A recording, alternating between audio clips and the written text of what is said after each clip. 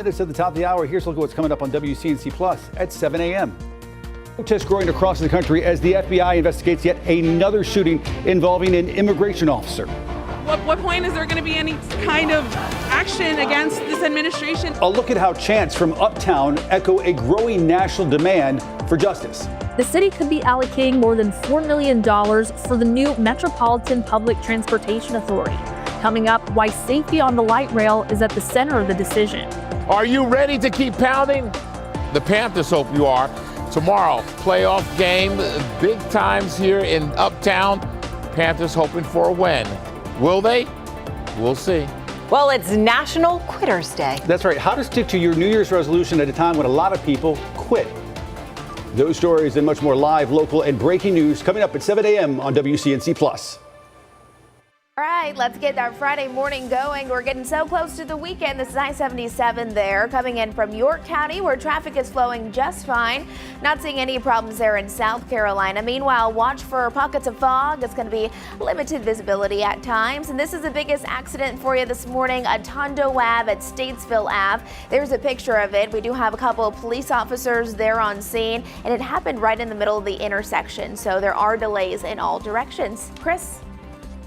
The sunshine will come out eventually, really just not so much over the next couple of days. On and off rain, more so tomorrow, even a double chance for some thunderstorms in the morning again in the afternoon. But then, hey, back to normal, 52 degrees on Sunday, and then we see a little bit of a comeback to around 60 degrees on Tuesday and Wednesday, but then boom, highs in the 40s and a lot of those 20s starting to take over the lows category. So enjoy the warmer days, even though they're cloudier and damp compared to the return of winter temperatures before you know it. Chris, thanks. All right, join us in just a few minutes over on WCNC Plus at 7 a.m. In the meantime, go Panthers. Woo!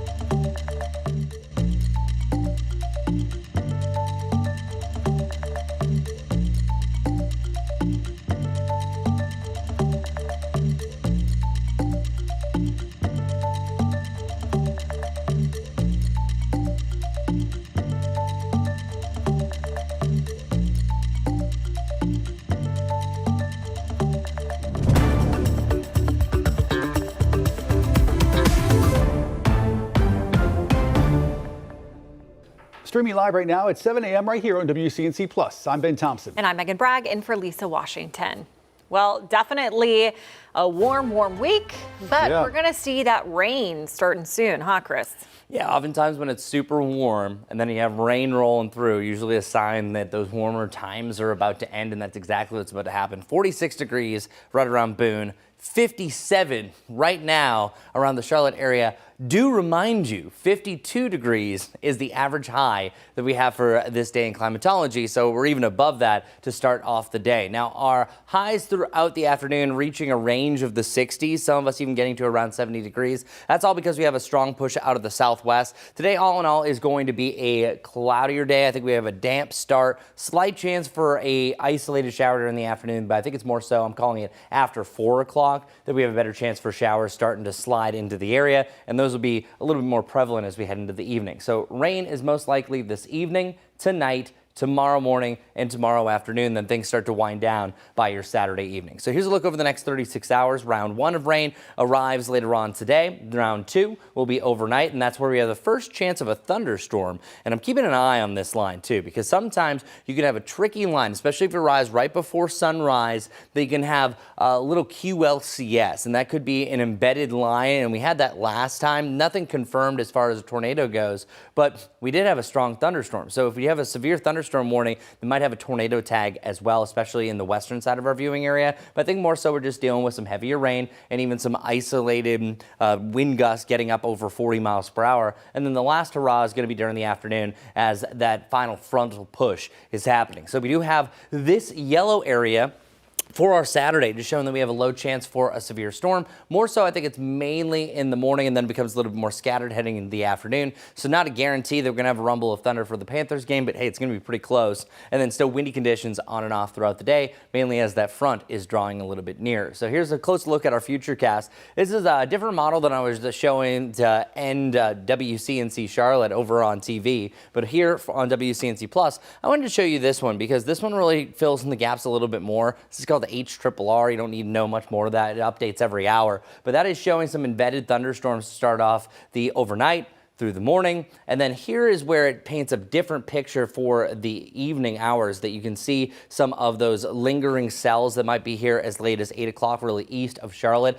But it's really by about 8 o'clock and beyond that we're starting to dry things out, and eventually we're going to squeegee out all of that cloud cover, and that's going to allow for some more blue skies to return to end the weekend. But how much rain you could see, it's all over the place. Some areas I think see up to about 1/4 to 1/2 inch of rain, while others could be up and over an inch to even close to 2 inches of rain.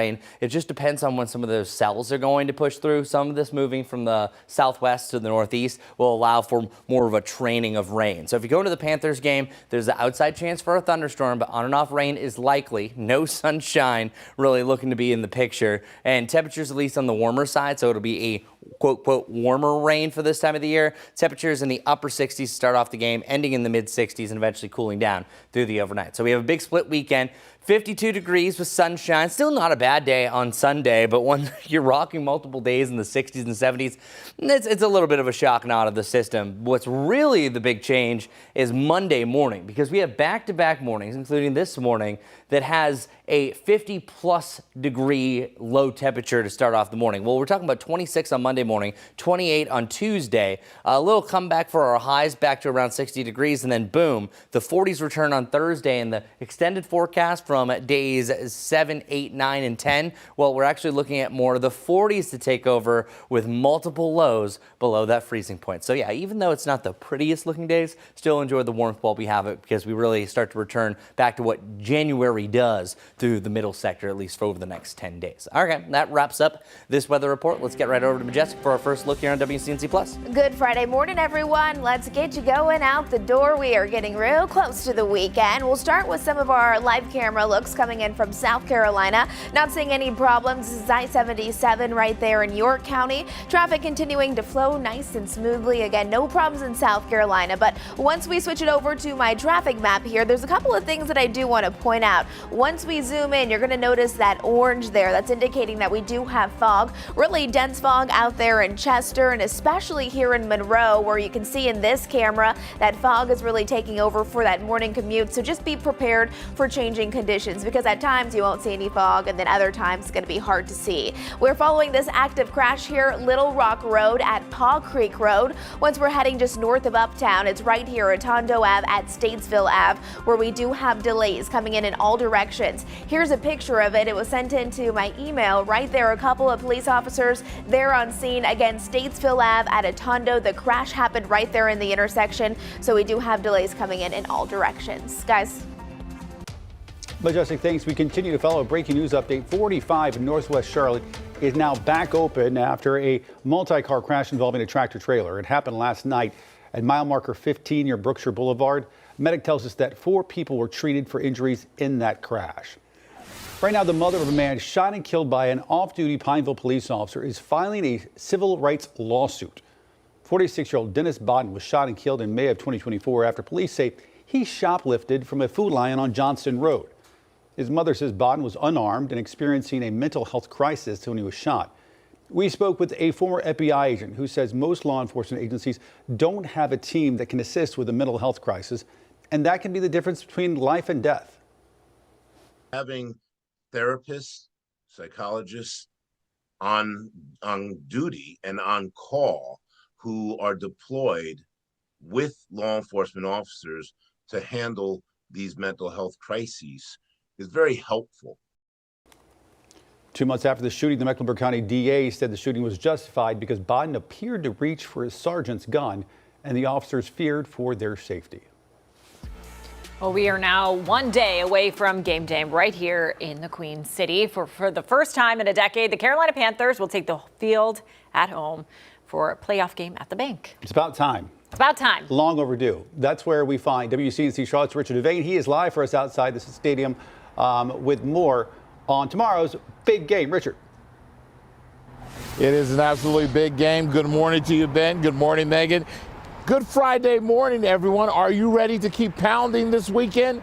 Right here at Bank of America Stadium. Right now it's empty, but you see the lights are up. They've got the signage out, the electronic billboard, if you will, talking about our Panthers and how they're going to do. Just get excited time because we've got playoff football for the first time in a decade.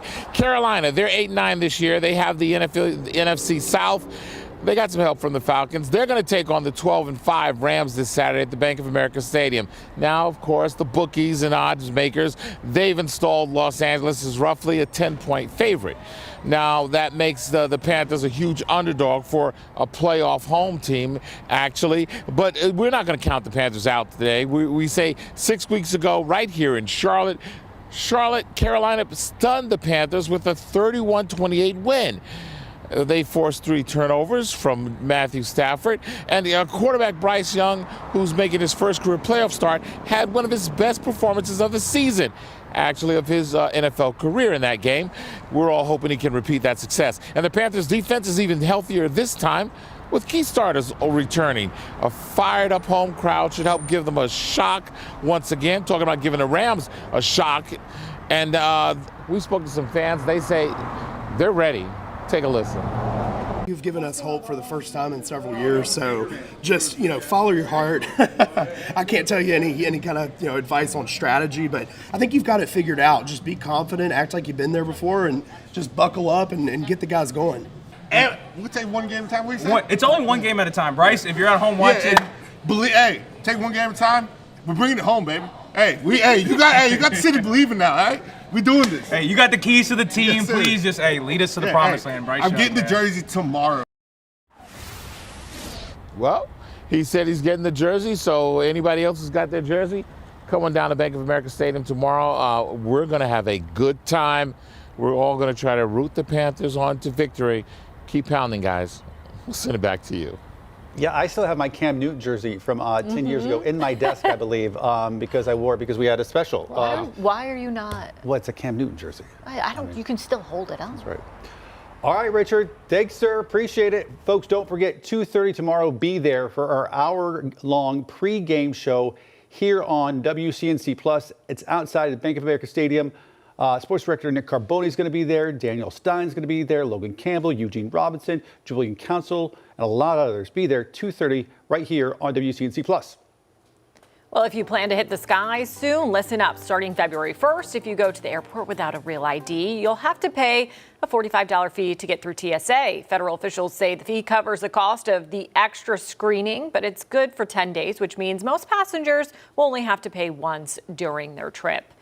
Officials at Charlotte Douglas announcing plans for a new Capital One lounge. It will be in Concourse A near gates 21 through 29. The lounge will include regionally inspired dining, design, and expansive airfield views and locally influenced menus. Details on the construction and opening dates have yet to be announced. As protests continue nationwide, the FBI confirms a shooting in Portland involving federal agents. What we know about the victims and how state officials are responding.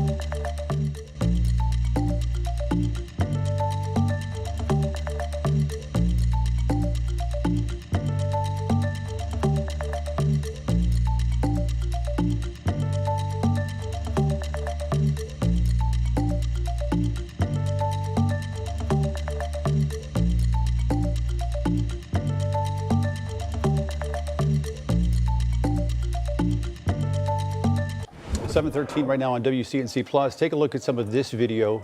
Folks across the country voicing their concerns about ongoing federal immigration operations. It comes just days after an ICE agent was shot and killed a woman Wednesday in Minnesota. Hundreds of participants marching through Uptown last night, demanding justice for the mother of three. Protests have been ramping up nationwide and more expected come this weekend. As those protests continue in cities across the country, the FBI confirmed a shooting in Portland, Oregon Thursday involving Customs and Border Patrol that injured 2 civilians during immigration operations. NBC's Alice Barr has the latest from city leaders in Portland. This morning, another American city roiled by a shooting during an immigration operation, this time in Portland, Oregon, where a Border Patrol agent shot and injured 2 people during a targeted traffic stop. A Department of Homeland Security spokesperson says the car's passenger was an undocumented immigrant from Venezuela involved in a recent Portland shooting, and that they and the driver are both accused of ties to the Tren de Aragua gang. DHS says when Border Patrol agents identified themselves, the driver tried to run them over, and an agent fired defensive shots. The car fled, then called for help. Local police say they can't verify those claims since they responded after the vehicle had left the scene. The patients were transported to local hospital, and their conditions at this time are unknown. We're calling on ICE to halt all operations in Portland until a full and independent investigation can take place. That amid growing protests nationwide over the fatal shooting of 37-year-old Renee Good by an ICE officer in Minneapolis. Investigators say Good, a U.S. citizen and mother of 3, was blocking the road with her car. Video shows officers approach, one stepping in front of the vehicle, and when the driver pulls forward and turns right, an officer fires multiple rounds, killing her. Vice President J.D. Vance defending the officer's actions. You have a woman who was trying to obstruct a legitimate law enforcement operation. I can believe that her death is a tragedy, while also recognizing that it's a tragedy of her own making. State and local officials sharply refute the administration's narrative and are outraged that state law enforcement was shut out of the FBI's investigation. Minnesota Governor Tim Walz announced he'd authorized the National Guard to be ready to support law enforcement amid continuing protests as schools across Minneapolis are closed again today. In Washington, Alice Barr, NBC News. Well, following months of strikes on alleged drug boats in the Caribbean and Eastern Pacific, President Trump now says his administration will soon begin actions to target cartels on land. Mr. Trump offered no further details on his plan. However, earlier this week, Trump said he had asked Mexican President Claudia Sheinbaum if she wanted the U.S. military's help in rooting out drug cartels. She's remained opposed to that effort. President Trump confirming Venezuelan opposition leader Maria Corina Machado is going to visit the U.S. next week. Days ago, the president told reporters that Machado is a, quote, very nice woman, but added that he doesn't feel she has enough support or respect of the folks there in Venezuela to lead the country. Mr. Trump has declined to say specifically how long the U.S. aims to control Venezuela. When asked by the New York Times Wednesday on if it would be months, a year, or longer, he replied, quote, I would say much longer. Today, oil executives are set to meet with President Trump as he tries to persuade them to invest in Venezuela's massive reserve. However, companies want to ensure a return on their investments. Executives are wanting rule of law to keep their employees and equipment safe. Other demands include political stability, the lifting of sanctions, and financial guarantees. Sources say oil executives want the president to provide a clear strategy for achieving those goals. President Trump has made it clear he wants to acquire Greenland. However, Denmark has no plans to negotiate the sale of Greenland to the United States. That's what Republican Senator Roger Wicker said Thursday after a meeting with the Danish ambassador to the U.S. I think there are great opportunities going forward to enhance that partnership. I think it's been made clear from our Danish friends and from our friends in Greenland that future does not include a negotiation. There's no willingness on their part to negotiate for the purchase or for the change in title. Senator Wicker said the U.S. should focus on other great opportunities to enhance our relationship with Denmark and Greenland. Many lawmakers have pushed back against use of the military to acquire Greenland. Not a typical January Saturday. We're looking at a chance for rain and storms. That's right, as a couple of fronts have pushed past the area. I'll tell you the changes you can expect through your Saturday and afterwards as those fronts cruise past Charlotte.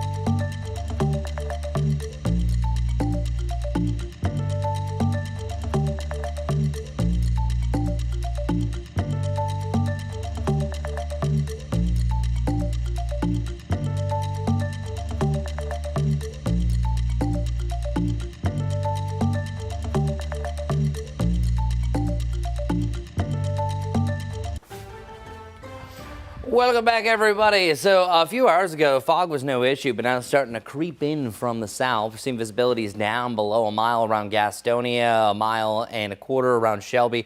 Still drivable here in Charlotte, but it looks like the general trend looks like a little more advection fog. So that means that fog that literally blows in. That's what we're dealing with for the time being. And then we are also anticipating rain, especially tonight and tomorrow, more so. You will see a few hit or miss showers here and there, but notice the difference. We have cloudier skies and rain chances, even a thunderstorm chance by tomorrow. So that is for today and tomorrow, with high temperatures in the upper 60s to around 70 degrees. After that, blue skies returning. So good news there, with temperatures falling down through the 50s before we see another rebound next Tuesday. But our surface map is going to be an interesting one. For one, we're stuck with this moisture coming in out of the southwest, and it's that southwesterly breeze that's actually going to keep us on the warmer side. So even though we don't have a lot of sunshine today, it's still getting up to around 70 degrees, or at least the upper 60s. And that's going to bring in some rain, especially for the evening. But then once this front is draped to the north, we're going to see our first chance for thunderstorms as we really start to add a lot more fuel, especially north and northwest of Charlotte. And then the final passage of this front is going to push through during the afternoon, which could affect the Panthers game. Keep that in mind, which, by the way, it's been 3,639 days since people were sitting at Bank of America Stadium rooting on an American football team in the playoffs. So that was back in January 24th. The Panthers, last time they had the NFC Championship right here in town. So it's nice to see that streak finally broken. Let's not go that long ever again. I think that's a good idea. The Rams versus the Panthers officially at 4:30. One thing I don't like about the forecast is there's an outside chance for a thunderstorm. Typically, when you have these type of environments, it's usually once you have the first blast and then it kind of stabilizes things. So I'm still going to keep that thunderstorm chance around, but I think it's mainly going to be rain and overcast skies. Maybe a different story east of Charlotte, but not so much for the Charlotte area. Not a great day, but at least it's on the warmer side. Here's a closer look at what all that looks like. Seeing some of that rain on and off throughout this evening. Here's the first round of thunderstorms. I think it's primarily going to be west and northwest of Charlotte. That's where I think that you have the best chance for some gusty winds to start off the morning. And then eventually we see this final passage of rain push through right around Panthers game time. Still could keep some mist and drizzle around during that section as well. And then heading into your Sunday morning, things are getting a whole lot better. As far as how much rain we could see, totals all over the place. If you get the thunderstorms, likely up and over an inch. If you don't, likely less than an inch. All right, that wraps up weather. Let's see how weather might be affecting traffic this morning. Majestic. All right, good Friday morning, everyone. If you are waking up, maybe you're heading off to work, waking those kids up, getting them off to their school day. One thing you need to know is that it is very foggy for many of us this morning. Like Chris mentioned, it has gotten a lot worse over the last 30 minutes to 1 hour, even around Charlotte. But look at Gastonia and Shelby. So as you're traveling this morning, make sure you're just prepared for those conditions. One spot I'm really watching is right here in Union County, there in Monroe, where visibility is right around 1 mile. And it makes sense. I mean, here's one of our live cameras where you can actually see the streets, and those street lights are even a little foggy right around it. You can tell how foggy when looking at those lights.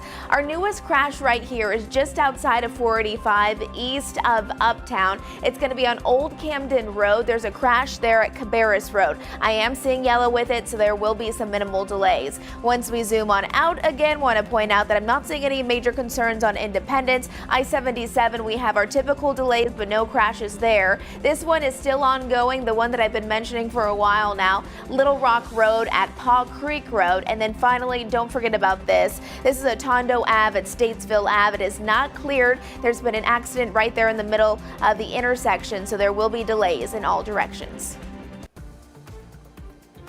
All right, keep it right here. 7:24 on a Friday morning, foggy over Uptown from our WCNC Tower Cam. Keep it right here on WCNC Plus.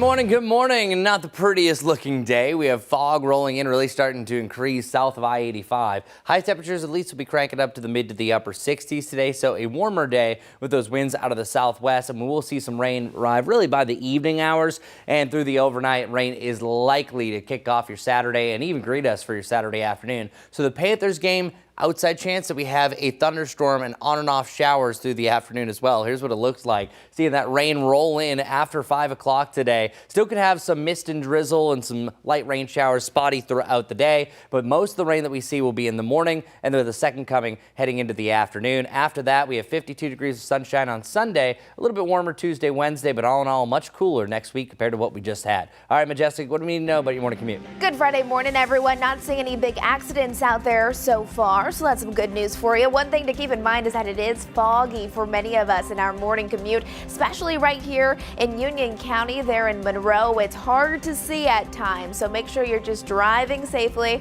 like always. Once we're switching it on over to my map, there are a few active crashes. The newest one is right here just outside of 485 on the east side of Uptown. It's going to be right here on Camden Road. Take it easy.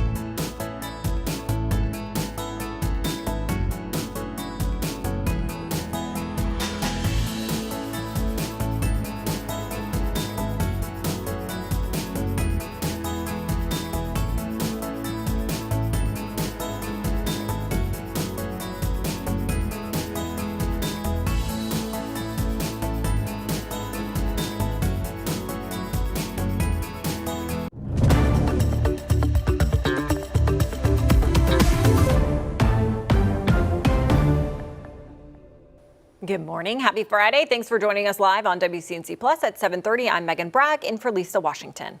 I'm Ben Thompson. We've made it. It's Friday. Thank God. Tomorrow's a big day here in Charlotte. Yeah, for the first time in years, the Carolina Panthers are playoff bound, and fans across the Carolinas are starting to believe again. The postseason spot has former players taking notice, too. Bretton Burson spent 5 seasons with the Panthers, including on the team that went to the Super Bowl in 2015. He says playoff football isn't just about wins, it's about the energy a city brings when fans rally behind their team. So the fans actually, you play a big role in the performance of the team. It's cool to see success, have a playoff game. Fans are going to pack it out. It's going to be a great atmosphere, and the players are going to have an advantage from that. The Panthers hoping fans will pack the bank for Saturday's game against the Rams. Kickoff is at 4:30. Speaking of the fans, the Panthers faithful packing out Clutch Kitchen and Poorhouse last night. That's right next to the stadium. It was for the Keep Pounding Playoffs pep rally. The event featured a special appearance from Sir Purr, Eugene Robinson as well, legendary linebacker Luke Kuechly, who you just saw a moment ago, and the Panthers' all-time rushing leader, Jonathan Stewart. The vibes are right here where we left them. Winning team, getting in the playoffs, that's what the Carolina Panthers know. And it's good to have it back into the city. The energy is really good. Don't forget, join us tomorrow, 2:30, for an hour-long pregame show right here on WCNC Plus outside Bank of America Stadium. Nick Carboni is going to be there with a whole host of others, including Daniel Stein, Logan Campbell, Eugene Robinson, and more. 7:32 right now on your Friday morning. Let's get a check of the forecast. And Chris, you've enjoyed a nice few days, but you probably know we've dealt with fog almost every morning this week, and once again today. Yeah, and this is a different type of fog. Typically, the fog that we have is called radiational fog. So it's clear sky, you got some moisture, it condenses in some clouds. This one is actually called an inversion fog. So oftentimes at this time of year, you can have a temperature change that pretty much locks all the fog at the surface, but then also you can have it start to move around a lot. And that's exactly what we've been dealing with the last few days. And we were fine most of the morning until boom, it just recently dropped. And I'll show you that in just 1 second. But first off, the magic number that we've been saying this morning is 3,639 days since the last time we had a playoff game here at Bank of America Stadium. And I looked it up. It was 48 degrees that day with a low of 21 back on January 24th, 2016. So this forecast actually does look to be a little bit better, but it does come with a chance for rain. We did not have any rain on that last playoff game, even a chance for a thunderstorm. So this is kind of bananas. Right around 70 degrees yet again. That is amazing to have that temperature range. So at least it's not a damp 40-degree plus rain. You're looking at more of the 60s with rain on and off during this time frame. Even when it's not raining, it's still going to kind of have that damp feel. So keep that in mind, dress accordingly, and maybe have that favorite Panthers poncho. But this is what Ben was talking about. Earlier when we were over on WCNC Charlotte, there wasn't really too much as far as the fog was concerned. But notice down towards the south, you can see that this is actually a term called advection fog, that it physically moves from one place to another. So that foggy conditions are actually moving in as more moisture is starting to blast in. So you have anywhere from about a half-mile visibility to around Spartanburg. You have a less than a mile visibility right around Gastonia. Still A-OK right around Charlotte, but this is showing that those foggy conditions will continue to swoop in. Not the prettiest looking environment. And then all that rain further off towards the southwest really shows a telltale sign of what's going on. So check it out. This isn't just a typical line of thunderstorms. This is actually picking up in a tornado warning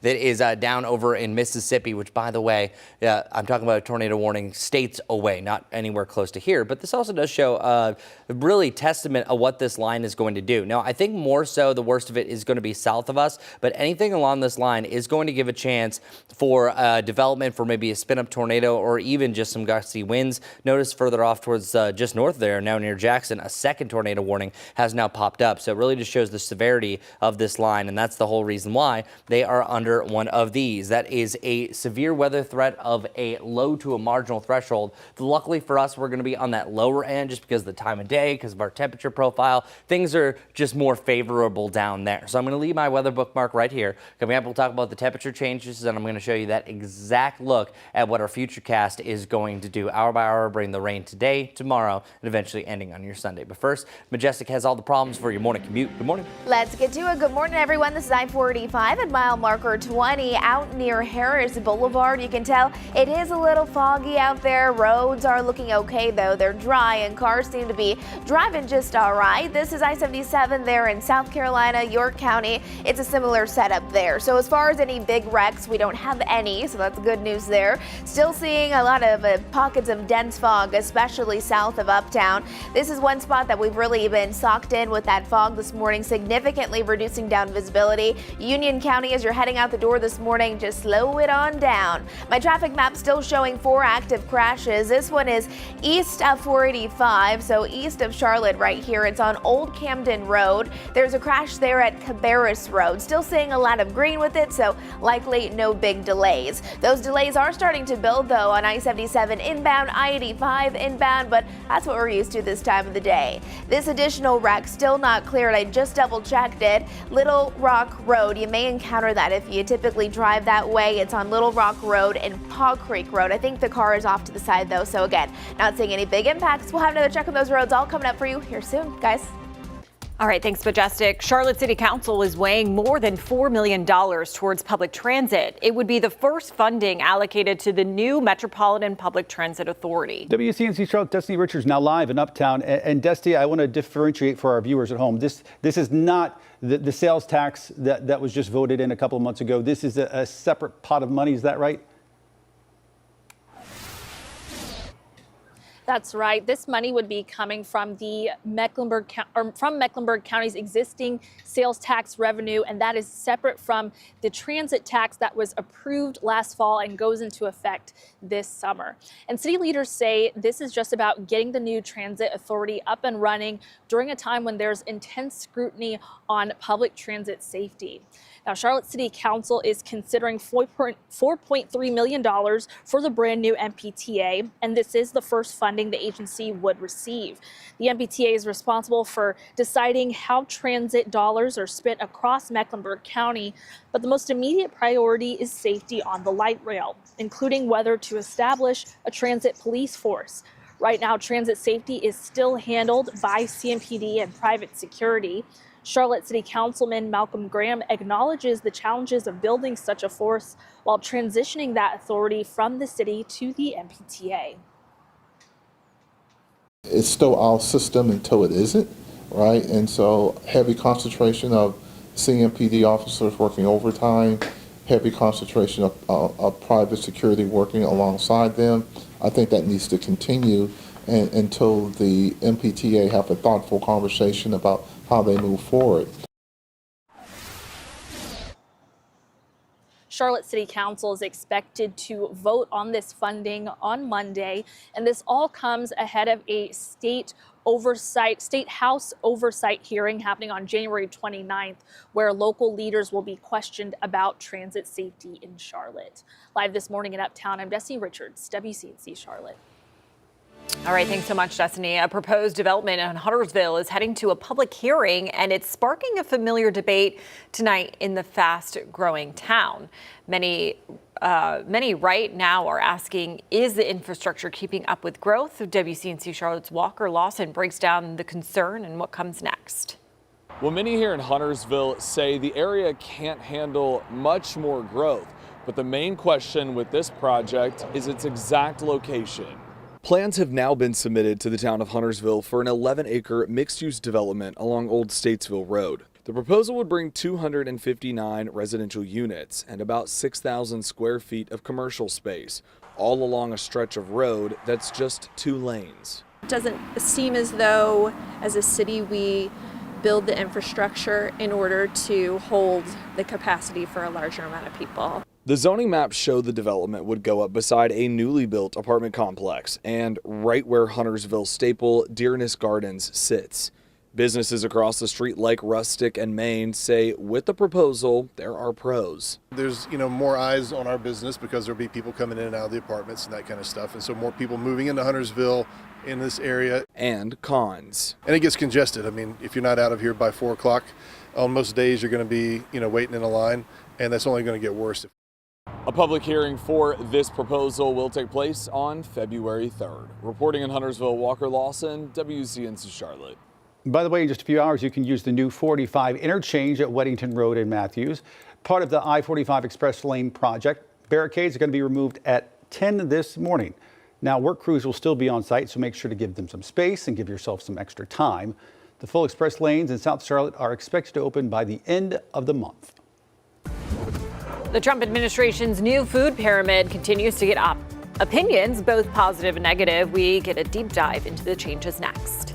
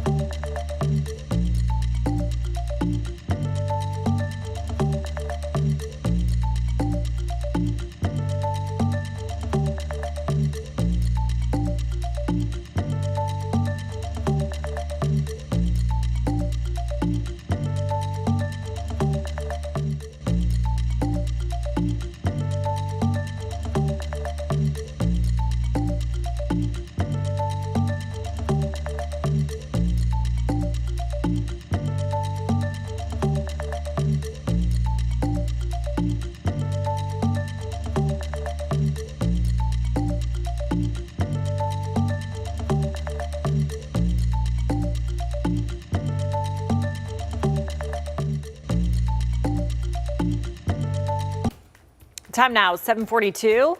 To new recommendations when it comes to what Americans are eating every day. The Trump administration earning both praise and skepticism for newly released guidelines. Those new guidelines, such as meat and dairy products being on top, along with fruits and vegetables. NBC's Ann Thompson has a closer look at the changes. The federal food pyramid that informed a generation has been flipped on its head. The Trump administration rolling out new guidelines it says will make America healthier. We are finally putting real food back at the center of the American diet. Among the changes, putting meats and dairy products up top alongside fruits and vegetables. The recommendations expressly encouraging Americans to limit added sugars and avoid ultra-processed foods like chips and cookies. They also say people should opt for full-fat rather than low-fat dairy products. Perhaps the most significant shift, that protein be prioritized at every meal and suggesting people double their daily recommended intake. Cardiologist Dariush Mozaffarian is director of Tufts Food is Medicine Institute. What do you like about these new guidelines and what concerns you? I'm tremendously heartened by the focus on avoiding highly processed foods and packaged foods and specific food groups that are linked to harms. And I'm, a little bit worried that there was too much focus on protein. The American Heart Association praised the new guidelines for limiting processed and sugary foods, but suggests beefing up protein should not include more red meat, encouraging people to prioritize plant-based proteins, seafoods, and lean meats, and to limit high-fat animal products. We are ending the war on saturated fats. Health Secretary Robert F. Kennedy Jr. criticized what he called politicized science around the links between red meat and heart disease.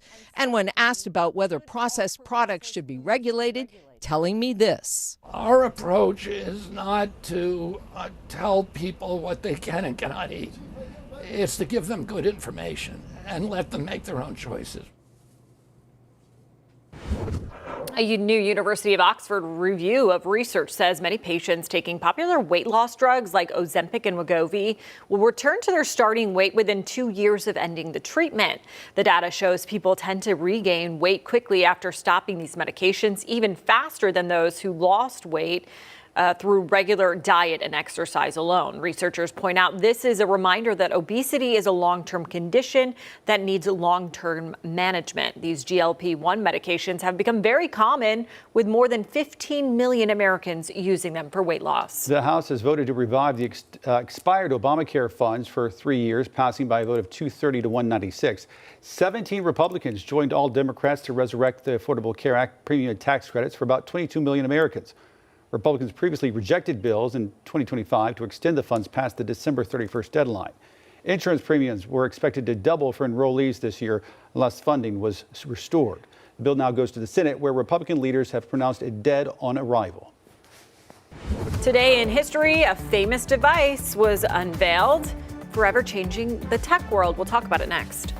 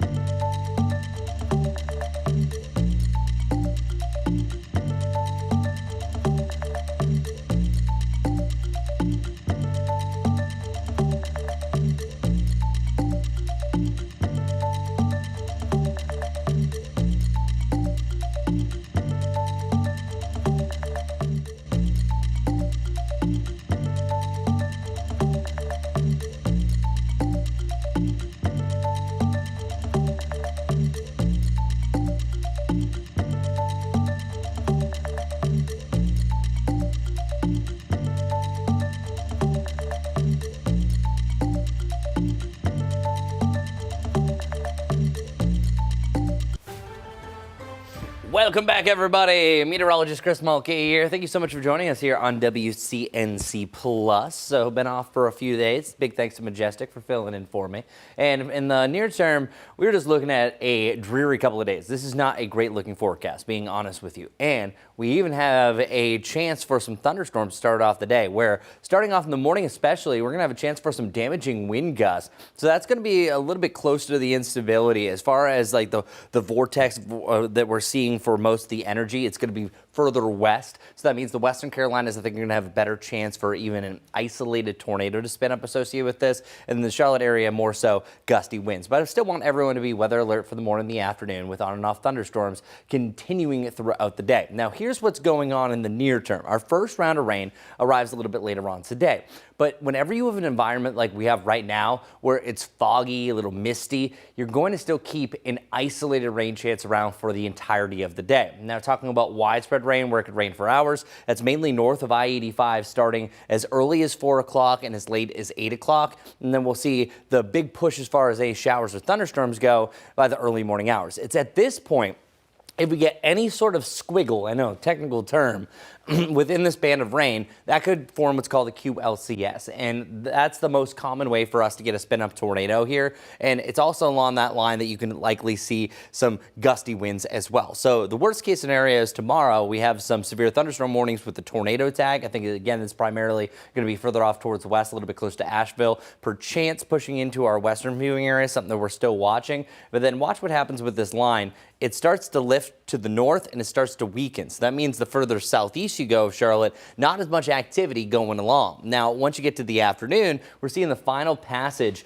of a front that pushes through, and it looks to be significantly less. Now, I still think you're going to be looking at a chance for a thunderstorm, but the likelihood is far less during the afternoon. It's a little bit more scattered, not as much put together. And then when the sunshine returns for your Sunday, but so do the cooler temperatures. How much rain that we could see? This is the upper threshold. I've seen the average up to about a ½ inch, but I still want to factor in the chance for some of those thunderstorms where some people could have over an inch of rain. But also one thing to focus on, this is a cold front that's going to smooth through, pushing in all this moisture and the warmer air. Once it passes, we're cooling down. 52 is where we should be. We're going to be back at that range. Upper 50s on Tuesday and Wednesday, and then another front chills us down to the 40s this time. So that means some chillier lows as well, that we actually have 5 of the next 10 lows that are going to be below 30 degrees. So most of them at freezing or below, really starting on Monday. So keep that in mind. A big chill down on the way. Enjoy the warmer temperatures, even though it's not the prettiest days over the next couple. Let's see what's happening over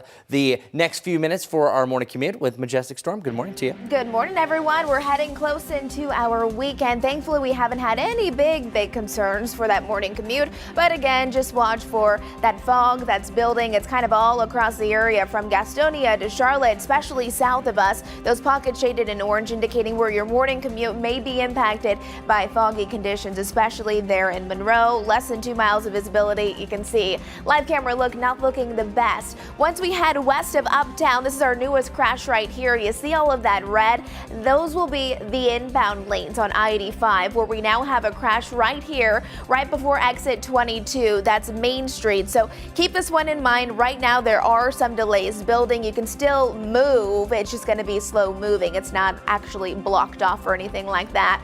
Once we're heading over towards I-77, more north of Uptown, conditions continue to look all right. And again, want to give you a quick peek at 485 out towards Matthews, just our typical spots where we would have those delays. But inbound on Independence or Monroe continues to look just fine if you're making that morning commute in. This is what we typically see again coming in from York County into Mecklenburg County. No crashes, just more people all heading in the same direction. And then up towards Lake Norman, Cornelius, out towards Huntersville. Just our typical stop and go traffic stops. What we're seeing here is this crash that we've been reporting on for a while now. Do want to let you know this is cleared. Statesville Ave at Atondo. We'll let you know if anything else does pop up. Guys.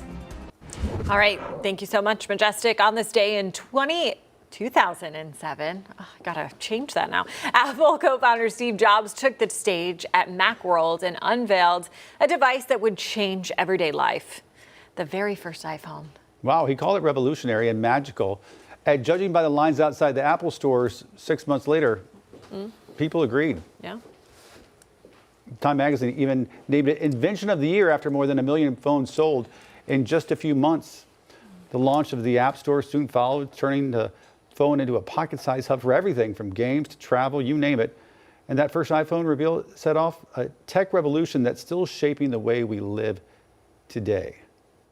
I kind of wish this never happened. I know, right? I was a bit hesitant at first because I had a BlackBerry at the time. Oh, and yeah. I really had liked one mine because they had the too, yeah. tactile, you know, Why'd you decide to keyboard. switch? Because everyone was having. Well, and everything is on an iPhone now. Like, you know, it's just. Remember when you were so cool and you had a BlackBerry and you could BBM people? Yes, I remember that too. I liked my pink Razor. Oh, Yeah. pink That's what I was Razor's happy with. good. Yes, I did have a pink Razor too. I had all of them, I feel like. I had a Boulder. It was a waterproof, smash-proof, resistant phone. That makes sense. By Yeah, it Casio. does. Wow. You needed that. Well, because I would probably. drop it all the time. They were a lot Yeah. more fragile back then. Yeah, What was the before the BlackBerry I always wanted was the flip up. Razor? No, it was Sidekick. Sidekick. Yeah. Mm-hmm. I was never. That I was never cool My enough. brother had one of those. Oh. I always Never wanted cool it, enough. never got it. Always That's right. wanted that. All right. Yeah. You probably don't want this. Fog. Another foggy morning out there. But, you know, we've had some good days this week, in fairness. Chris is standing by. He has another check of your Friday and perhaps more importantly, your Saturday forecast next.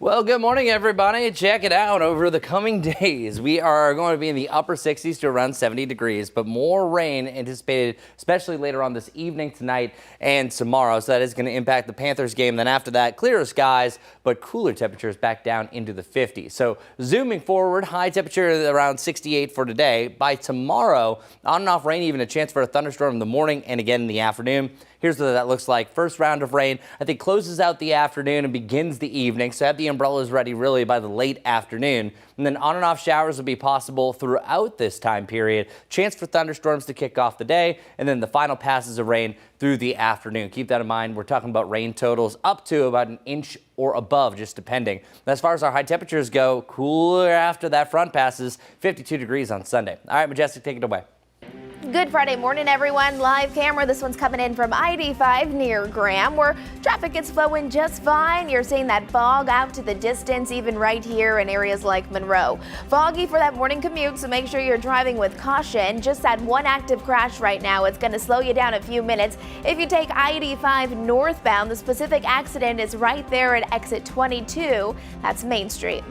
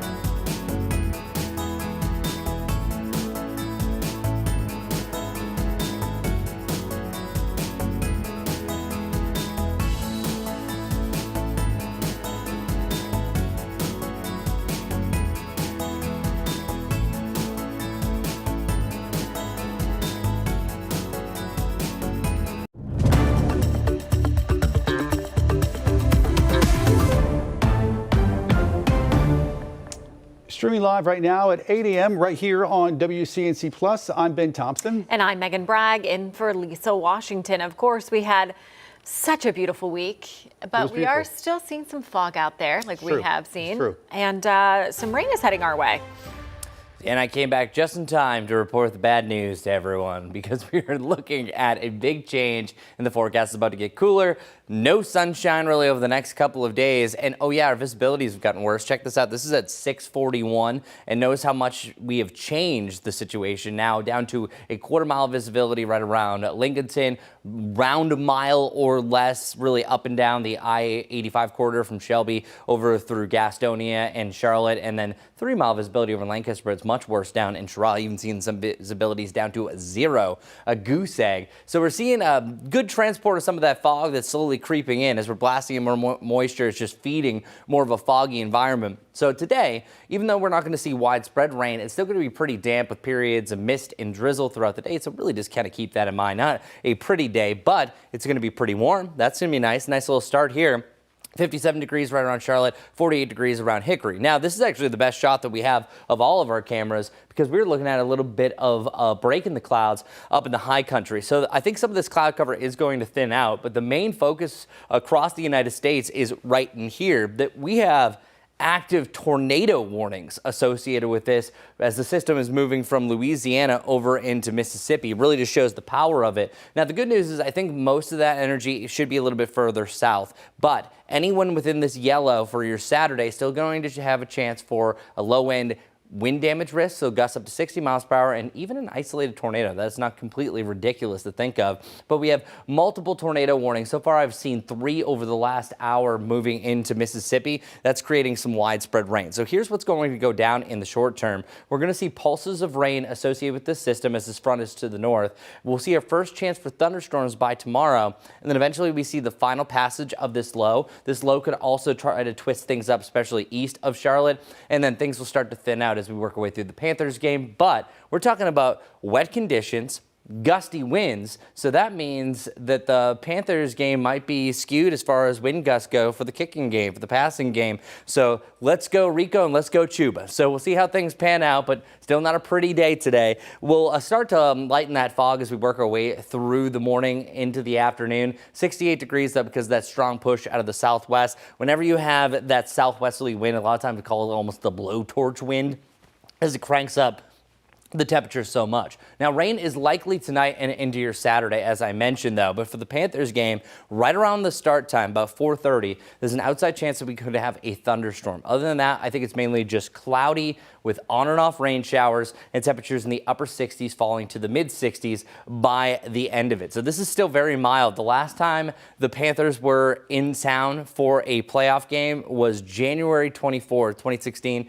The high temperature that day was 48 degrees. So yeah, this is much better, even though it's much wetter. And once we get to the back end of the Jerry Hunt Supercenter 7-day forecast, we're seeing a big cool down. Really by the back end of the weekend, we're back to normal. The average is 52 with a low of 32. We at least are there for our highs, a little bit below for our highs and lows on Monday. We try to come back barely, might have a chance at hitting 60 degrees again on Tuesday. I have 59 for the time being, and then another front. Since we're already on the cooler side, that's going to chip us back down into the 40s and more of those lows into the 20s as well. Check it out for day 8, 9, and 10 of the extended forecast. Anywhere 44 to 47 for our highs, our lows mainly below freezing in the 20s. So winter is coming back. Enjoy the warmth, even though these days aren't really the prettiest, but we do need the rain. We also need an update for our morning commute. Let's see how it's looking. Stop off the 8 o'clock hour with Majestic. Let's do a good Friday morning, everyone. It is 8:04. If you're gearing up to head out the door, maybe you're heading to work, maybe you're just off to the gym this morning. If you're waking up in Blowing Rock, this is what it looks like this morning. Area roadways are nice and dry for you, pretty quiet as well, but you can tell there is a little fog up there in the high country, but most of it still in and around Charlotte, especially south of us from Chester out towards Cheraw. So as you're traveling this morning, morning, just be prepared for changing conditions when it comes to that fog. Here's a look at my map. We do have our typical delays. I-77, I-85, people are up and heading off to work this morning. We have one active crash right here, but it is going to be an impactful one. It's right here on I-85, northbound lanes being impacted by this. It's specifically at exit 22, that's Main Street. You can see all of the red here. Remember, that means stop and go traffic, and right now that backup, it's about 4 miles. So if you're taking I-85 inbound, it's still moving. It's just moving rather slowly. 485 out towards Matthews. Of course, we have some delays there. No accidents, just a lot of people all driving in the same direction. And that's exactly what we're seeing from York County into Mecklenburg County if you're taking I-77 inbound. If you're waking up in Lake Norman, good morning to you from Cornelius out towards Huntersville. Seeing some delays, but just double checked. We don't have any accidents over there or no construction projects on I-77 as of right now. What we're seeing though for our drive time, it's going to take you about 25 minutes or so if you're coming in from Belmont. If you're making that morning commute in from Salisbury out towards Charlotte, about 45. We continue to follow a breaking news update. 485 in Northwest Charlotte is back open after a multi-car crash involving a tractor trailer. Happened last night at mile marker 15. That's near the Brookshire Boulevard. Medic tells us that 4 people were treated for injuries in the crash. Right now, the mother of a man shot and killed by an off-duty Pineville police officer is filing a civil rights lawsuit. 46-year-old Dennis Bodden was shot and killed in May of 2024 after police say he shoplifted from a Food Lion on Johnson Road. His mother says Bodden was unarmed and experiencing a mental health crisis when he was shot.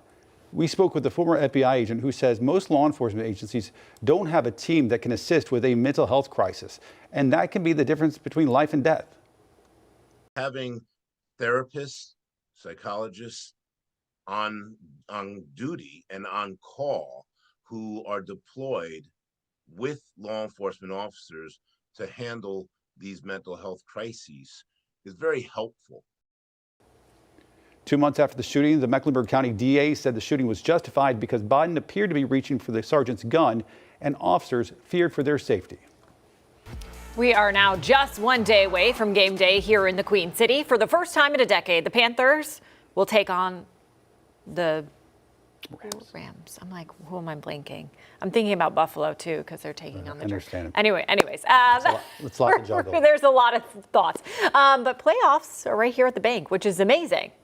And we're going to send it on over to Richard Devane. He's chit-chatting with people right now. He's busy. I see him. Look at him. One with the people. Richard, don't let us interrupt you. No, I mean, I was just taking my time since we didn't know who they were playing. These guys, where are you from? Right here. Who's going to win this weekend? The Panthers. See that? They know who they're playing. Who they're playing? The Rams. Did you see that, Megan? They know. They know, huh? We'll be there. They'll be there. Well, good luck. Good luck. Keep pounding. Have a great day, guys. Have a great day. While Megan was trying to remember who they're playing, Buffalo, that's a whole different division. Somebody else. Well, we're not going to mess with you, Megan. The Panthers, as you heard, people are excited about it. Bank of America Stadium, I'm standing in front of it because tomorrow the excitement is going to be a lot bigger than what you see right here. We remember who they're playing. They're playing the Rams. As we take a look at video, the Panthers do have an uphill battle on their hands. They are, this year, they played to 8-9 record, which is not the best, but it was enough to get them the NFC South. They'll take on those 12-5 Los Angeles. Say it with me, everybody. Los Angeles Rams. That's correct. The odds makers have installed, they've made the Rams 10-point favorite. Now, that's a pretty big hill, they say, for the Panthers to climb, but they'll be all right. They'll be pretty good. We don't want to count them out because 6 weeks ago, November 30th, right here at Bank of America Stadium, the Rams came in, also highly touted at that time. Panthers beat them. As a matter of fact, they intercepted Stafford. That's their quarterback, Matthew Stafford, who's probably the MVP this year of the league. Intercepted him 3 times. And Bryce Young, who will be playing in his first playoff game ever, he actually had probably his best game as a professional where he was on fire. And you know what? They've more defensive players who were out then are playing now. We've got a couple of key returns. And you heard Chris talk about the running game. Some of those those running backs are really going to do well. But you know what? Not just those 2 folks I spoke to and not just the folks who know who we're playing this week. Everybody is very excited. Take a listen to some fans we spoke to. You've given us hope for the first time in several years, so just, follow your heart. I can't tell you any kind of, advice on strategy, but I think you've got it figured out. Just be confident, act like you've been there before, and just buckle up and get the guys going. And we'll take one game at a time. What do you say? It's only one game at a time, Bryce. If you're at home watching, take one game at a time. We're bringing it home, baby. You got the city believing now, all right? We doing this. Hey, you got the keys to the team. Yes, Please just lead us to the promised land, Bryce. I'm getting the jersey tomorrow. He's getting the jersey tomorrow. Guess what? What'd you say? I'm a Bills fan, but I'm also a Panthers fan. And you said keep what? Pounding. He said keep pounding. So that's for you, Megan. See? But he knows. Do you know who the Bills are playing this week? Jacksonville. They're playing Jacksonville. That's in Florida. I knew that they were playing But see? I know my Bills. I know they're playing You're Jacksonville. not sure who the Panthers are playing. I've been saying it all morning. She's not sure. Our anchor's not sure the Panthers are playing, but she thought they were playing the Bills, but that's okay. I did not think they were playing the Bills. That's doing all right. Wow. You just had Bills on your mind. I understand the Bills on your mind. They should win. Go Bills also. Go Bills go also Panthers, for Megan. go Bills. We want the Bills let's go. to win. Yeah. There we go. Everybody win. Everybody's going to win this weekend. All right. And hey, listen, if you have an opinion and you want to put it out there, swing by, talk to Richard Devane. He's live outside the stadium with all sorts of opinions. Right. All right, Richard, thank you, sir. Appreciate it as always. And folks, don't forget tomorrow, right here on WCNC Plus, join us at 2:30 for our pregame special. We're going to be outside the stadium. Nick Carboni is going to be there. He's going to have a whole host of guests right here on WCNC Plus. Well, if you plan to hit the skies, listen up. Starting February 1st, if you go to the airport without a real ID, you'll have to pay a $45 fee to get through TSA. Federal officials say the fee covers the cost of the extra screening, but it's good for 10 days, which means most passengers will only have to pay once during their trip. Officials at Charlotte Douglas announcing plans for a new Capital One lounge. It will be in Concourse A near gates 21 through 29. The lounge will include regionally inspired dining, design, and expansive airfield views and local influenced menus. Details on the construction and opening dates have yet to be announced. And before we head to break, here's an exclusive shopping deal for our viewers. Hey, every year millions of suitcases are lost. Maybe it's happened to you. It's the worst. And that's because the airlines lose a lot of luggage, but also people take the wrong suitcase home because they all look the same. That will not happen to you with Mirage luggage. You can see the bold, unique designs, unmistakable, but that's just the start of this. The exterior is durable and high quality, so this will not get damaged in transit. Plus, here are some other features that I love. This 3-dial combination lock will keep your items secure. It also has this smooth push-button telescopic handle and 4 heavy-duty spinner wheels that give you 360-degree movement. Plus, they are specially designed and engineered to glide gracefully over any surface. So you won't be walking through the airport anymore with that old suitcase you have on 2 wheels. You have Mirage now. But by the way, something else I want to show you. These heavy-duty zippers come on in here. If you're anything like me, you pack your suitcase to the gills. This will keep you protected. And inside, the smooth mesh design gives you smart organization. Plus, if you have a lack of space at home, this 3-piece set, they nest. So you only have room for the big luggage. You are all good. Plus, check out all these extra colors and prints. No matter your style, there's a design for you. Huge deal today. Normally $399.99 for the 3-piece set. Today, just $139.99, 65% off. Just scan the QR code on your screen or go to shoptvdeals.com.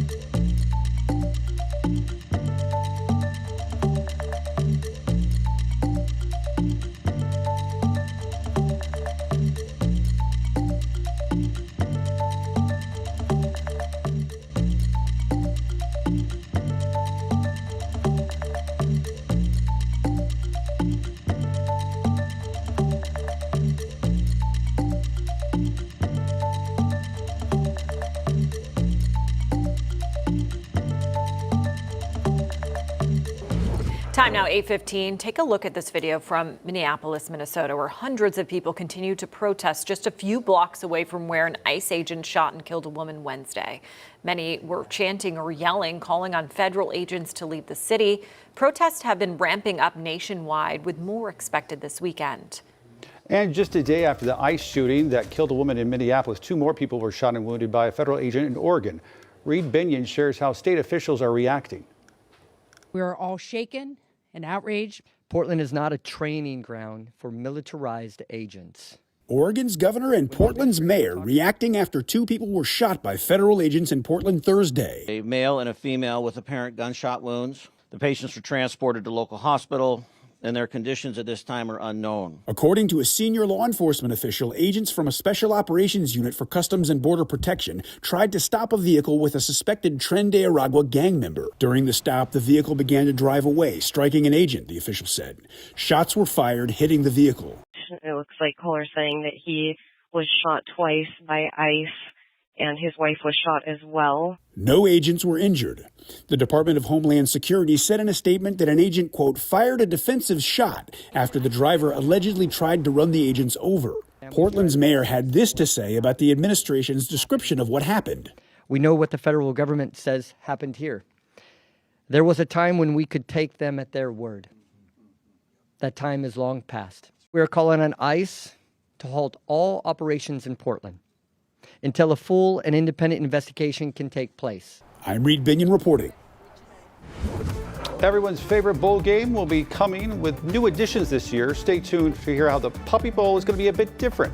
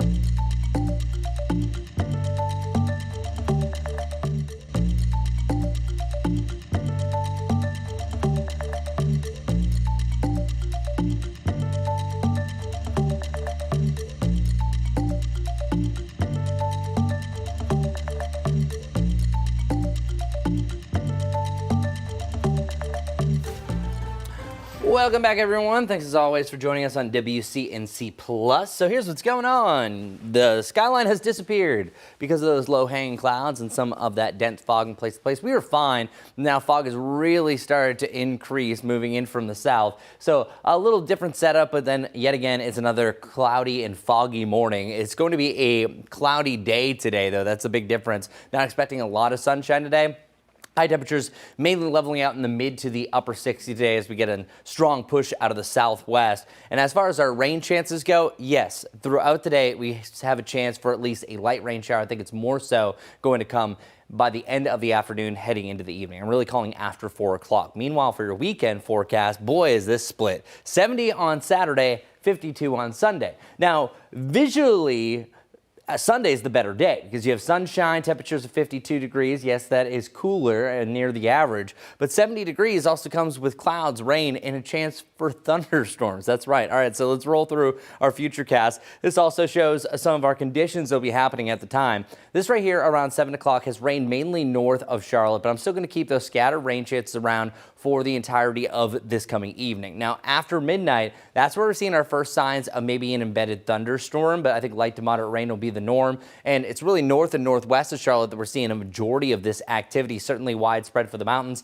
That's where we're seeing some of the higher totals. And there will be a little bit of a lull before we see round 2. And that's mainly for the end of the morning, heading into the afternoon. And then here comes the main line that could provide a chance for a thunderstorm during the Panthers game. Now notice the time, 3 o'clock to 5 o'clock. At this point, it depends on how much instability we have left. Oftentimes when you have a morning thunderstorm event, unless you get a lot of sunshine to destabilize the atmosphere, it doesn't really have enough energy to try to resupply it. But we're still going to keep that thunderstorm chance around just in case. So I want people to be weather aware for both the morning and the afternoon. And then the final passage will be done by the rest of the afternoon heading into the evening with an on and off shower potential. So our Jerry Hunt Supercenter 7-day forecast has temperatures on the warmer side. Again, we should be above 52 degrees, but no. Instead, we have the upper 60s to around 70. 52 with sunshine for your Sunday, and then up and down through the 50s heading Monday through Wednesday. But then another cold front will bring a brief and a very weak chance for rain, but that'll chill temperatures down into the 40s on Thursday, sticking to the 40s thereafter heading into the third weekend of 2026, and our lows really leveling out below freezing more so than not. So enjoy the warmer temperatures, even though it's not the prettiest days over the next couple. Not a pretty start to your morning commute with that fog and dampness. Let's see how it's affecting our commute. Majestic. Good morning. At least it's Friday. We're getting real close to the weekend. This is I-45 here at mile marker 29 near Mallard Creek. You can see traffic. It's flowing just fine, but a whole lot of cloud coverage out there. You might need some hot coffee to get you going, get some motivation for the day. Again, this is I-77 coming in from South Carolina, where roads have been really quiet. We haven't seen really many concerns across our South Carolina counties either. Once we're looking at our live traffic map, we have some things to let you know about. One active crash right now, only one. However, it is an impactful one. It's going to be right here on I-85 northbound lanes, right before exit 22. That's Main Street. So that backup right now, it's about 4 to 5 miles. So plan accordingly. Cars are moving. They're just moving rather slowly. Once we're heading over to the south, want to show you 485. If you typically take that, it's nothing out of the ordinary from Mint Hill out towards Matthews. We do have some of those slowdowns near Indian Trail. Once we're heading on I-77 from Fort Mill, Rock Hill, good morning to you. If you're making that inbound commute, York County, we're all in the green. But of course, once you head into Mecklenburg County, getting close to Charlotte, that's where you will have some of those typical slowdowns, but no wrecks there at this time. If things change, I'll be sure to let you know. Well, it's almost time for Animal Planet's annual Puppy Bowl. This year's canine sports event on Super Bowl Sunday will look a little bit different. Yeah, for the first time, there will be 15 pups with special needs. And a special exhibition game will spotlight senior dogs available for adoption. It's going to be Team Oldies versus Team Goldies. In all, the Puppy Bowl will highlight 150 dogs from more than 70 shelters. The 3-hour show will air on February 8th at 2 p.m. I'm voting senior dogs. Always. I do like that they're highlighting senior dogs and some, dogs that might have some, or might be differently abled. Exactly. Yeah. No, I think Puppies it's are really so cute, but they're a lot of work. Oh, and puppies senior are a lot of dogs, work. they have the sweetest eyes, the sweetest souls. I will always be won over by a senior dog. I mentioned it earlier. For a few years, Larry had Puppy Bowl in the studio, and it was adorable. But it was chaos. Was it?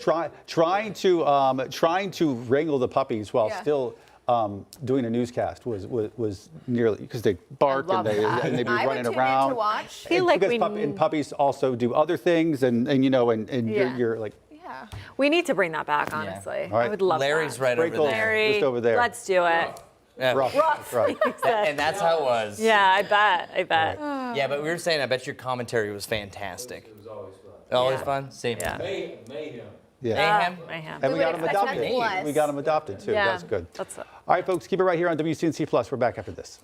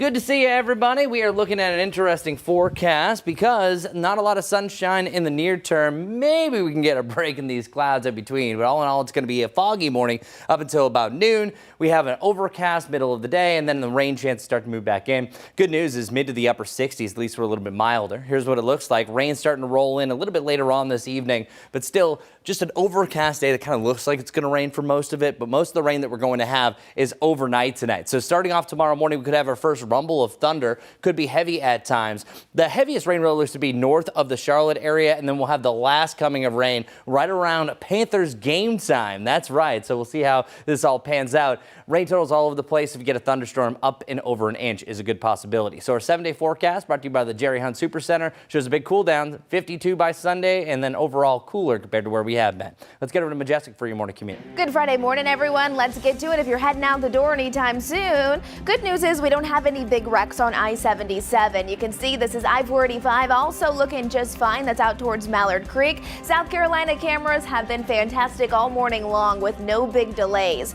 We are following one active crash for you, though. It's going to be on I-85 northbound at exit 22 on Main Street.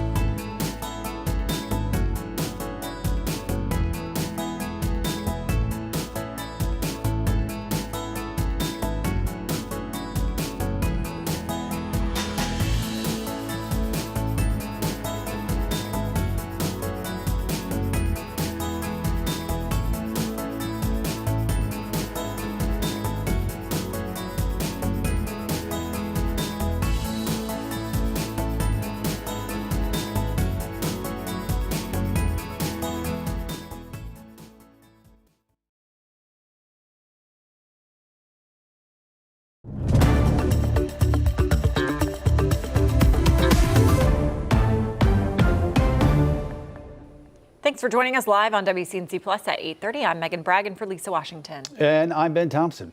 For the first time in years, Panthers are playoff bound, and fans across the Carolinas are starting to believe again.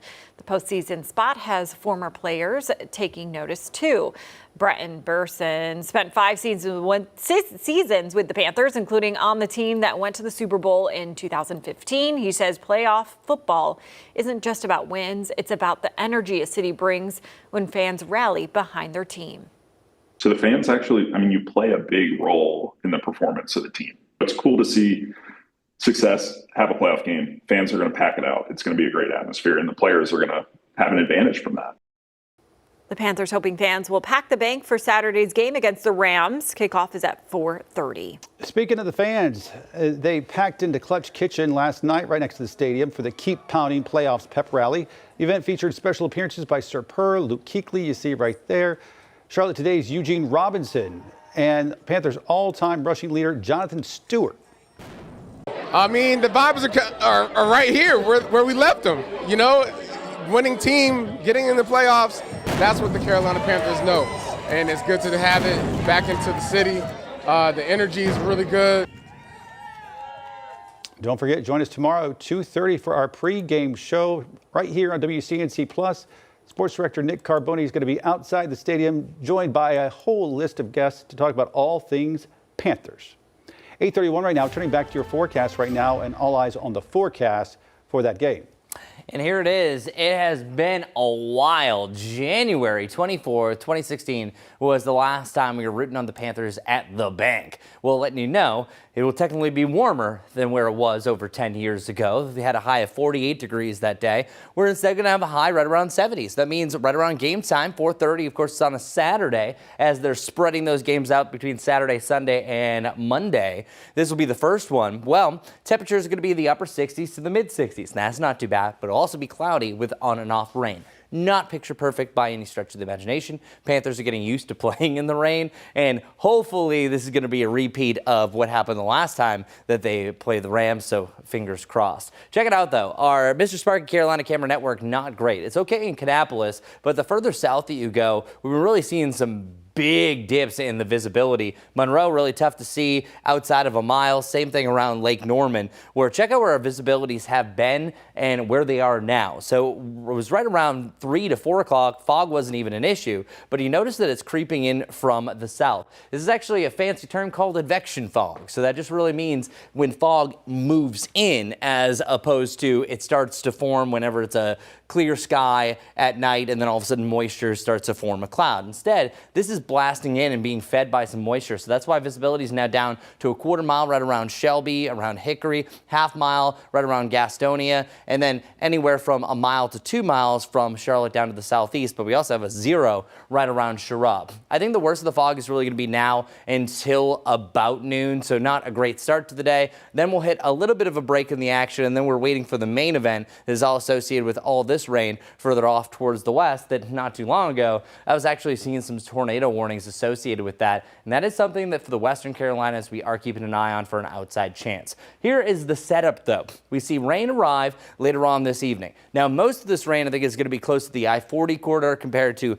I-85 and cutting through Charlotte, but still, good to keep that rain chance around. And then we have scattered rain overnight, really starting to fill in the gaps, especially the further west that you go for the morning. And then we'll see the final passage of this rain associated with that push of that cold front by your Saturday afternoon and into the evening. By Sunday, things are clear, and too bad the Panthers aren't playing on Sunday. It'll be cooler, but it's a whole lot nicer because we see a lot more of those sunny skies Sunday, Monday, and then Tuesday, even trying to warm back up. But look where we're going. Our high temperatures today, even with the clouds, upper 60s because of that southwest wind. Right around 70 for tomorrow, even though it's going to be cloudy and rainy. But then for your Sunday, Monday, and Tuesday, notice what happens on Monday and Tuesday morning, 26 and 28. So we return to sub-freezing lows once again. Power of that sunshine makes it so much better. We'll see a little bit of a turn up in our temperatures on Tuesday, but nothing compared to where we have just been and where we're going to be over the next couple of days. So I'm going to reiterate, not the prettiest days, but enjoy the warmer temperatures while they're here because we do not have any big warm up in sight over the next 10 days in the short term. Let's get right over to the now with our morning commute. Good morning, Majestic. Good morning. You can see my map right here. We do have some of our typical delays along I-77, I-485, but I want to take you out to I-85. That's where we are following an active crash for you this morning. The most important thing you need to know is you're heading out the door. Again, this is out in Gaston County, I-85 northbound being impacted by this crash, but specifically the crash is at exit 22. That's Main Street, but as we measured this delay is about a 3 to 4 mile delay. So it's still moving those cars, but it's going to be slow moving, even more so than it already typically is this time of the day. So be mindful there. 485 out towards Matthews, out towards Mint Hill. Looks okay once you get onto Independence. We do have some delays, but no wrecks there. Independence inbound looks fine. Monroe looks all right as well. And then I-77, if you're coming in from York County, conditions are flowing just fine, but it's really once you get into Mecklenburg County that you'll have a little bit of a delay, but really it's not looking bad whatsoever. From Cornelius to Huntersville, some slow moving traffic out there in Huntersville, but nothing we're not used to. Again, here's a live camera look. This time it's coming in from I-85 there out near Mount Holly Road. Thanks, Majestic. Charlotte City Council is weighing more than $4 million towards public transit. It would be the first funding allocated to the new Metropolitan Public Transit Authority. WCNC Charlotte's Destiny Richards now live in Uptown. And Destiny, where exactly is this money going to come from? This money would come from existing Mecklenburg County sales tax revenue that is separate from the transit tax voters approved last fall. And city leaders say this is about getting the new transit authority up and running at a time when there's intense public scrutiny over public transit in Charlotte, about safety of public transit in Charlotte. Now, Charlotte City Council is considering $4.3 million for the brand new Metropolitan Public Transportation Authority, the first funding the agency would receive. The MPTA is responsible for deciding how transit dollars are spent across Mecklenburg County, but the most immediate priority is safety on the light rail, including whether to establish a transit police force. Right now, transit safety is still handled by CMPD and private security. Charlotte City Councilman Malcolm Graham acknowledges the challenges of building such a force while transitioning that authority from the city to the MPTA. It's still our system until it isn't, right? And so heavy concentration of CMPD officers working overtime, heavy concentration of private security working alongside them. I think that needs to continue until the MPTA have a thoughtful conversation about how they move forward. City Council is expected to vote on this funding on Monday, and this all comes ahead of a State House oversight hearing happening on January 29th, where local leaders will be questioned about transit safety. Live in Uptown, I'm Destiny Richards, WCNC Charlotte. 8:38 right now. A family finally getting closure after a deadly East Charlotte crash killed a longtime barber and community member Lee Staton. The man charged in Staton's death accepted a plea deal after more than a year out on bond. WCNC Charlotte's Jesse Pierre was there for the hearing and spoke with family. Father, a grandfather, a husband. Lee Staton's presence filled the courtroom Thursday through those who loved him, wearing keepsakes in his honor. That the judge heard our plea, he heard our cry. It was very emotional, but justice was served for our dad. To them, Staton was their hero. A person that is somebody to everybody, and that is my dad's legacy. Staton's family came face to face with a man charged in his death. Prosecutors say in September of 2024, Edwin Bellerin ran a red light at Plaza Road Extension and Hood Road, slamming into Staton's truck that caught on fire. He died from his injuries. My husband burned till he wasn't identifiable, so I think that probably was a tragic thing to see. Bellerin pleaded guilty to involuntary manslaughter and driving while impaired. He reportedly admitted to having multiple drinks before getting behind the wheel. Inside the courtroom, Staton's family spoke directly to the man who killed their loved one. And your disregard for life, it killed my husband. Bellerin also addressing the court, accepting full responsibility for his actions and apologizing to the family. Not a day goes by that I don't replay that night in my mind. I am truly sorry for the pain, the grief, and the heartbreak I have caused Mr. Staton. I know my words cannot replace the loss you have suffered. I want you to know that I will carry this remorse with me forever. Moments later, Bellerin, who had been out on bond, was taken into custody to begin serving his sentence. As the family continues healing, I'm still working on forgiveness, but I do accept his apology. They say Staton's legacy lives on. Life without your dad is a hard life. Like I said before, he'll never see me continue to grow up in the future that I have planned ahead, and I'm happy that I'm able to carry his name and his legacy along with me.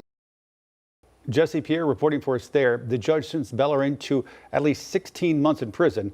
The Statons also say although no sentencing could bring Lee back to life, they are satisfied with the outcome.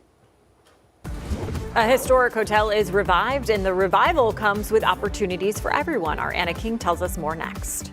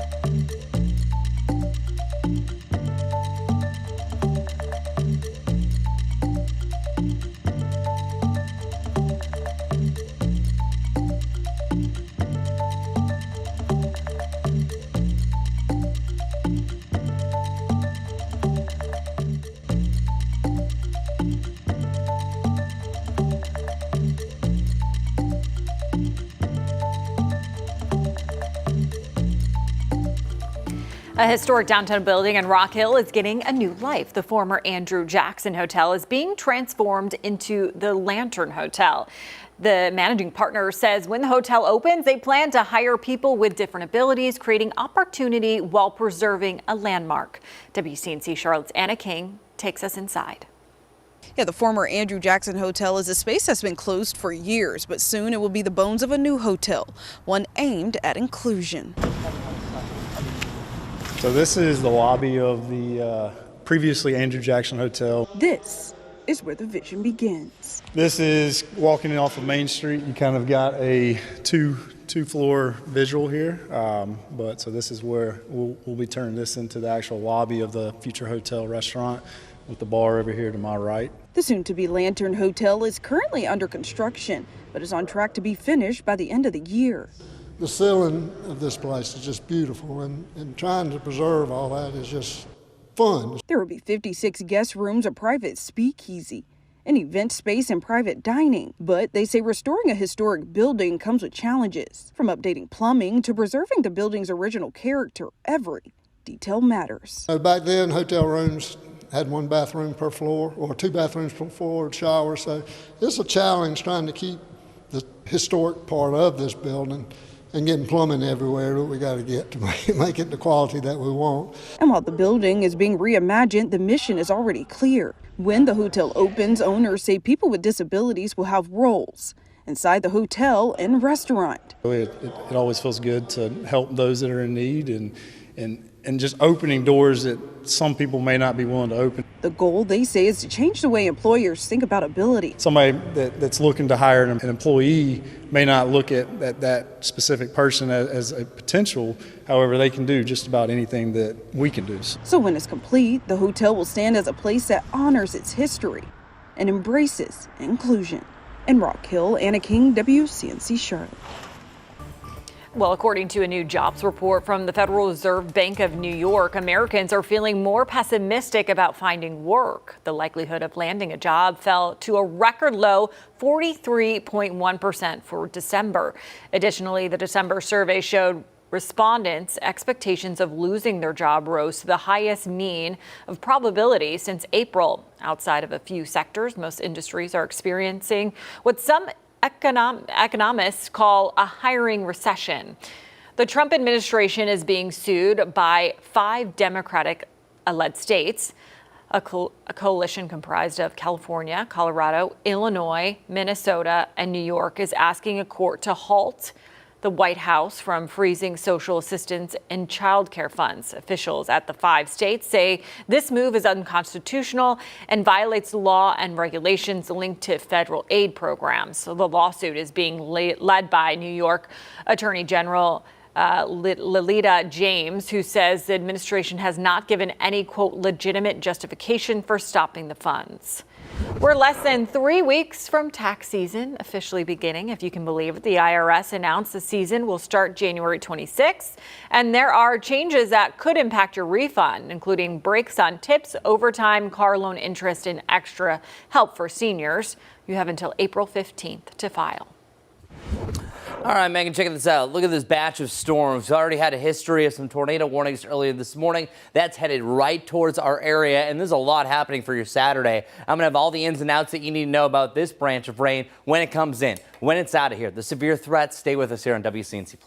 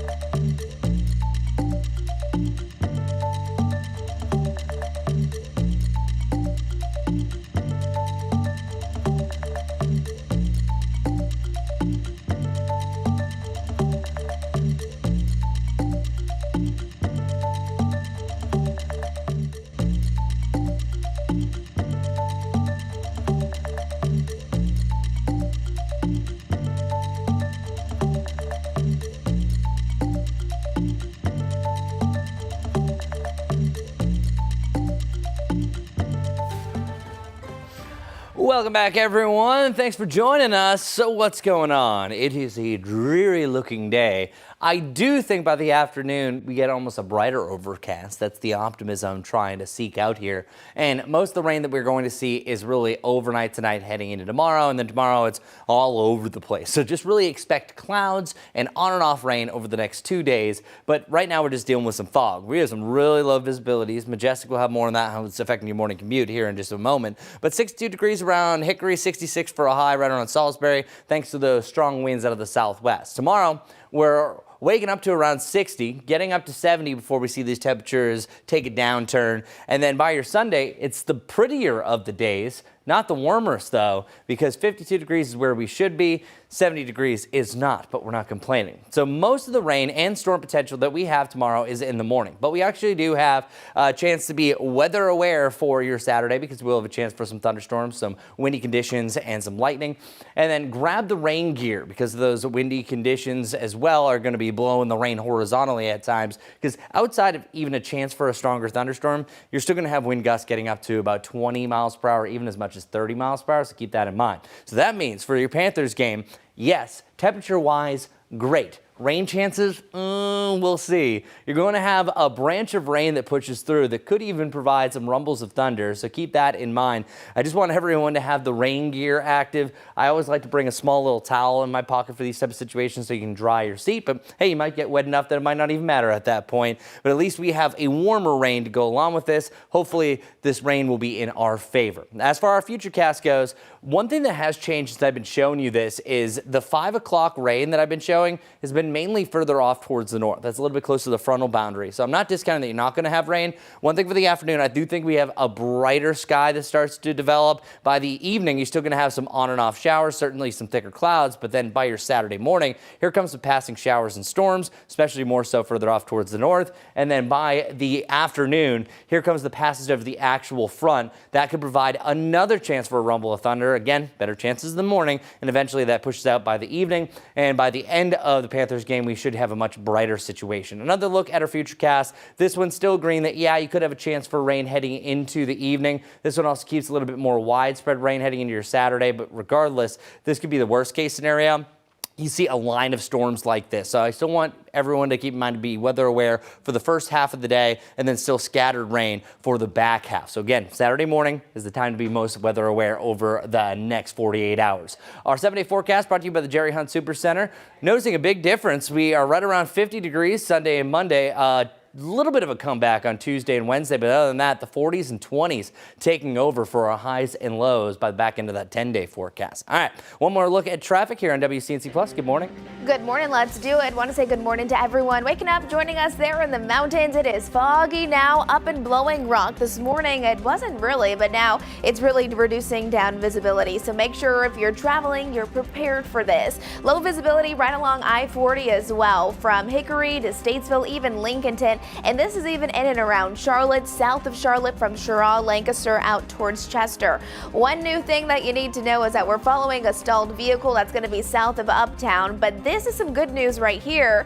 This is our accident that we've been talking about now for just about 30 to 45 minutes. It has since been cleared. I-85 northbound still moving a little slow, but at least that crash is now cleared. Looking great if you're making that commute in from Independence. Inbound, no major delays, but there's that stalled vehicle. It's right here on Queens Road at Roswell Ave. All right, let's send things over to Larry with something to do this weekend. Hi, this is Larry Sprinkle. Time to check out what is happening this weekend. One great place to visit is Latta Nature Preserve, which is pretty close to Huntersville, North Carolina. A lot going on, lots of trails to hike, more than just hiking. In fact, there's 1,460 acres with 16 miles on a dozen hiking trails. You can picnic, birdwatch, canoe, walk your dog, even ride a horse, and there's more. Something new there at Latta Nature Preserve is Quest. It's a very special learning center for people of all ages. It's called Quest at Latta Nature Preserve, 13,000 square foot facility, now open. You can self-explore or you can do it with a naturalist there to help you out. It's a great place to visit, Latta Nature Preserve. That's what's happening this weekend. I'm Larry Sprinkle. All right, thanks, Larry. And we're going to take a quick break, but keep it right here on WCNC Plus. Nick Sturdivant is taking over. He's going to be there at the top of the hour in our live Impact News studio. So he'll have much more with our very own Chris Mulcahy.